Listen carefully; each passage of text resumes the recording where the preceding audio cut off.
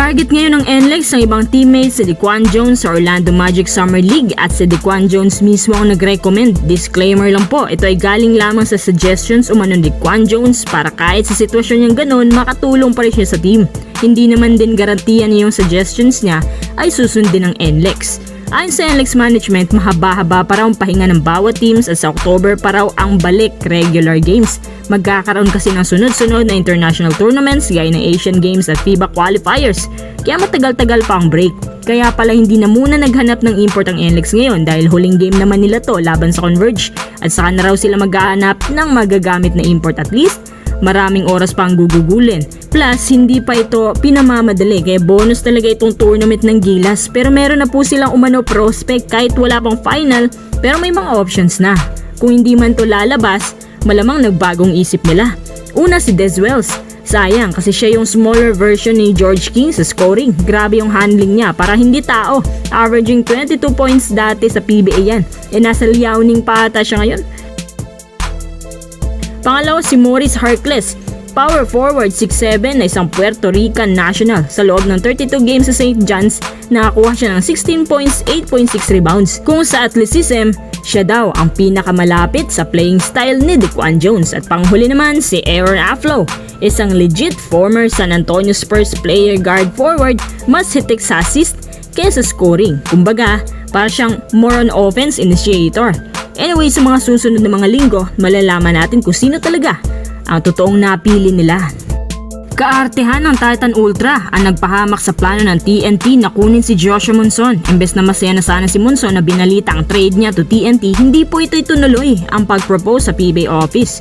Sa katunayan, nag-usap po ang Titan Ultra TNT tukol dito. Bago naman makaabot sa opisina, inayawan daw agad ng Titan Ultra. Naku naman, sa totoo lang, para kasi sa mga officials, wala na masihigit pa kapag first pick na talaga ang kapalit at kaya nga pinamamadaling i-cancela to ng Titan Ultra kasi once na pumayag lang ang dalawang kampo, tiyak wala na si Joshua Monson agad-agad. Pinakamasakit pa para sa Titan Ultra is sa 53rd season pa ang future pick nila. Ang tagal naman nun. Ang tanong, sino pala ang gusto ng Titan Ultra makuha? Si Jordan Heading at si Glenn Cubuntin. Hindi lang pala maarte ang Titan Ultra, gahaman din. Kung ako ang tatanungin, hindi ako papayag. Sa side ng TNT, sobra pensa kurakot. Si Joshua Monson, capable scorer, kaya binibigyan siya ng oras sa Titan Ultra. Sino pa po pwedeng bigyan ng mahabang playing time? Siya lang naman ang scorer dyan.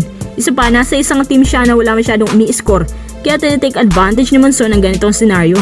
Sa katunayan, umabot pa nga ng almost 2 to 3 years bago lumabas yung totoong potential niya. At tinuring pa nga siya noon na draft bust at maling pagpili bilang first pick. Kung sa bagay, si Monson nagkaka-average naman ng 16 points per game, 3 assists. Pero sa pang superstar quality, hindi pa talaga. Kaya nga tanong ng mga PBA fans, bakit ang Titan Ultra gusto ng trade na pang superstar blockbuster? Si James Yap nga, 1-on-1 kay Paulie. Tapos si Monson pa gusto ng dalawa. Luging-lugi ang TNT. Kahit nga siguro si Jordan Heading lang, hindi pa rin yan sapat. Pero nilinaw naman ng Titan Ultra at TNT na hindi pa raw tapos ang trade deal na to. Kumbaga hindi daw nila susukuan. Itong Titan Ultra naman parang ayaw nilang makawala si Monson kasi kahit alam nilang hindi patas ang hinihingi nila, ginusto pa rin nilang hinga ng TNT ng ganito kalaki. Parang sinasadya talaga nila na hindi umalis si Monson sa kanila kasi nga si Monson lang yung player na kayang tumanggap ng mababang sahod kahit capable player. Kasi sa iba yung mga kagaya ni Monson, nakatanggap naman ng satisfying offer. Especially kung sa TNT pa talaga. Kaya pala nung pinag-sign siya ng max deal ng Titan Ultra, hindi naman siya masaya. Sa kabila ng lahat, desperado pa rin ang TNT na makuha itong si Monson kahit mahirap siyang mabingwit. Yung pinangahawakan kasi ng Titan dito, hindi sila farm team, kaya hindi basta-basta natitibag o nauutoan ng mga offers. Baka nga dahil dito, iba na lang ang kunin ng TNT ng conference. Ang huling tanong na lang dito, kakagat ba ang TNT kung si Jordan Heading ang hihingiin ng Titan Ultra?